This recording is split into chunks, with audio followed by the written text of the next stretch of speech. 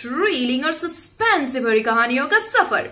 अब ये जो कहानी है इसे मैं अपने मदर टंग यानी कि ओडिया में पढ़ के सुनाने वाली हूँ और मुझे यकीन है आप सभी को ये कहानी जरूर पसंद आएंगे। तो चलिए शुरू करते हैं बगैर किसी देरी के। गल्पर नाम हेउची द बॉटल इम्प। यह को लिखिचंती आरएल स्टीफेनसन। से हेउचंती जणे स्कॉटिश नोवेलिस्ट अर्थात स्कॉटलैंड रो जणे लेखक। यह को खूब सुंदर भावे ओडिया रे अनुवाद करछंती बाबा वैद्यनाथ पाढ़ी। तेबे चलंतु आ देरी न करी गल्पर आनंद नेबा। तो दोस्तों कहानी की शुरुआत होती है कुछ इस तरीके से। हाउई द्वीप द्वीपटी जेपरी अपलक दृष्टि रे चाहि रहिछि आकाशर शून्यता आड़कू। बुकुरे ताहार बनानीर सबुजिमा। द्वीपरे नारिकेल गछ लक्ष लक्ष संख्यारे। सेही हाउई द्वीपरे बास करुथिला से किवी। किवी थिला गरीब जेउ दिन जहा रोजगार करुथिला ताहा सेही दिन रे खर्च पाई मध्य नियंट हेउथिला। हेले किवी देहरे थिला प्रचुर शक्ति। से थिला खूब साहसी एवं कर्मठ। अमावास्यार अंधार राति रे हाउई द्वीपरे घन जंगल भितरे गला बेले तार छाती केबे हेले कंपी नाही। बंधु मानक सहित बाजी रखी अनेक राति जे से एकाकी भयप्रद कबरखाना रे कटाइछि। लेखा पढ़ारे मध्य से कम नुहे। संक्षेप रे कहिबाको गले सबु विषय रे से थिला धुरंधर।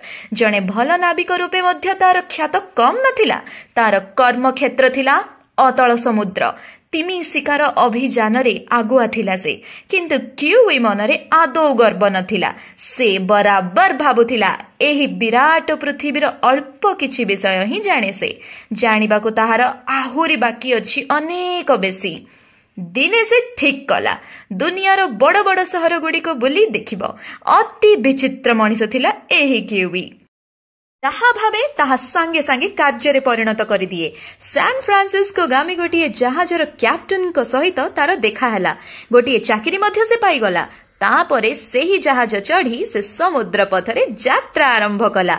जहाज हाउई द्वीपर बंदर छाड़ी मझी दरिया रे पहुंचिला बेलकु संध्या होई जाईछि। एतिकी बेले हठात जेपरी दिग्बलय रे निया जळी उठिला दाउ दाउ करी। समुद्र जल रे बुड़ी गले नाली सूर्य। पक्ष मुक्त विहंग परि भासी चलिला जहाजटी। सामनारे तार धीरे धीरे नई आसिला अंधकारर परदा। हठात गोटे छोट धरणर कोलाहल शुणागला जहाज भितरे। किवी सेतबेले ठिया होई थाए जहाजर डेक उपरे रेलिंग को धरी। तार दृष्टि पड़िला आकाश कोणरे। छोट खंडिए कला मेघ धीरे धीरे मुंड टेकुछि आकाशर गोटे कोणरे। में सेही मेघ खंडिक धरिले प्रचंड रूप। चाहू चाहू माड़ी आसिला भीषण झड़। चारि दिगरे घन अंधकार। आउ सेही घन अंधकार मध्यरे भीषण गर्जन करी फुली उठिला गभीर समुद्र। सतर्क घंटा बाजिला जहाजरे। घंटार डंग डंग शब्द सहित शुणागला विकल ध्वनि ओ धा दौड़र शब्द।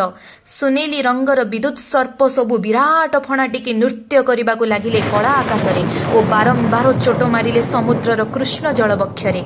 आउ क्रुद्ध समुद्र लंफ देबाकू लागिला जहाजर चतुर्दिगरे। एणे प्रचंड झड़ ठेली नहीं जाइथिला जहाजटीकू द्रुत गतिरे। एपरि अवस्थारे पड़ी जहाज निसहाय शिशु परि क्रंदन करबाकू लागिला। जहाजर पुंगाकू असहाय भावरे चाहि रहिले जहाजर यात्री माने। जे कौनसी विपद पाई प्रस्तुत रहिबाकू कैप्टेन सतर्क बाणी मध्य सुनै देले। किवी भाबिला एहा जदि आरंभर नमूना हुए तेबे शेषटा कोन न हेबो। दरकार नाई आ पृथ्वी भ्रमण। निरापदरे सैन फ्रांसिस्को रे पहुंची गले रक्षा। किंतु परक्षण रे से फेरी पाइला ताहार साहस। जहा बराद थिबो ताहा हेबो। किंतु जीवन थिबा पर्यंत पृथ्वी भ्रमण आशा छाड़ी देबा आदौ उचित नुहे। दोस्तों थैंक यू फॉर वॉचिंग। आज के लिए बस इतना ही। मैं कोशिश करूंगी जल्द ही इसका अगला पार्ट अपलोड करने के लिए। Bye bye. Enjoy your day. Tata.